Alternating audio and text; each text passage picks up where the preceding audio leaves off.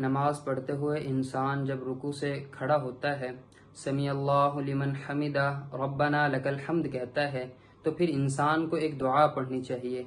حمدن کثیرن طیبن مبارکن فی۔ آپ صلی اللہ علیہ وسلم نے ایک مرتبہ نماز پڑھا کر اپنے صحابہ رضوان اللہ تعالی علیہم اجمعین کی طرف متوجہ ہوئے اور اپنے صحابہ سے پوچھا کہ میرے صحابہ، کیا آپ نے رکوع سے کھڑے ہوتے ہوئے اس دعا کو پڑھا ہے، حمدن کثیرن طیبن مبارکن فی؟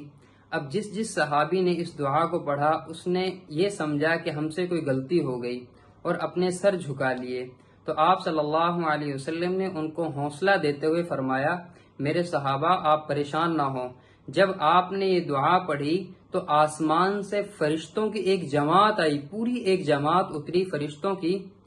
اس دعا کو لپکنے کے لیے اور پھر اللہ کی بارگاہ میں لے جانے کے لیے۔ یعنی ایک مختصر سی دعا جو رکوع سے کھڑے ہو کر ہم سمیع اللہ لمن حمدہ ربنا لک الحمد کہتے ہیں تو حمدن کثیرن طیبن مبارکن فی کہنا چاہیے،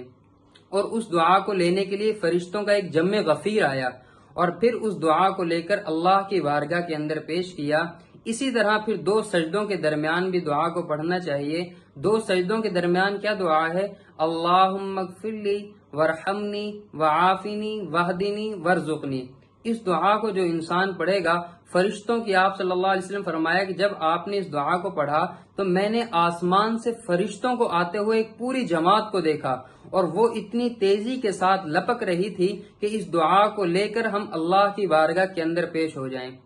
ایک تو اس کا یہ اجر ہے کہ اللہ کی طرف سے ایک پوری جماعت آتی ہے اس دعا کو لینے کے لیے اور اس کا بہت زیادہ اجر و ثواب ہے۔ دوسرا اس کا فائدہ یہ ہے کہ جن احادیث کے اندر نماز پڑھنے کی تسلی، آسانی کے ساتھ، اطمینان کے ساتھ نماز پڑھنے کا حکم ہے، اس پر بھی عمل ہو جاتا ہے۔ ہمارے ہاں کیا ہے کہ اس دعا کو نہ تو امام پڑھتے ہیں نہ مصلی پڑھتے ہیں، تو اس سے کیا ہے کہ نماز کے اندر جلد بازی ہو جاتی ہے۔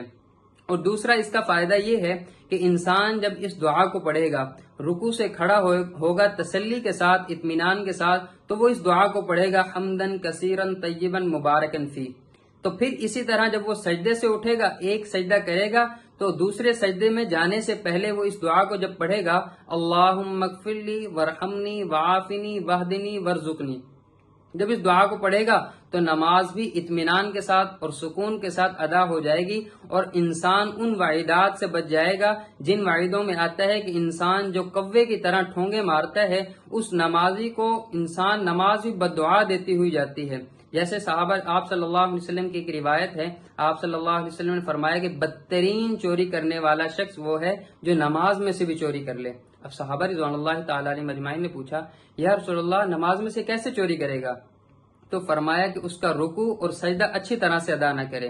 تو ہمیں اطمینان کے لیے اس دعا کو جب پڑھیں گے تو ہماری نماز اطمینان کے ساتھ ادا ہوگی اور ہماری نماز کو اللہ رب العزت اپنی بارگاہ میں قبول فرمائیں گے۔